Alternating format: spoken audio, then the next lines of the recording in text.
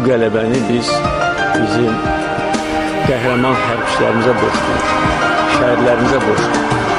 Göz yaşı lisandı qurutmaq olmur, şəhidləri olmur, unutmaq olmur. Onların bir vaxt öpdüyü üzdən, onu qara torpaqlar alıbdı bizdən. Tarixə qanla yazdılar adların, itirsək də biz vətən övladların. Şəkillərindən alırıq təsəlli, yerini cənnətdir Quranda bəlli.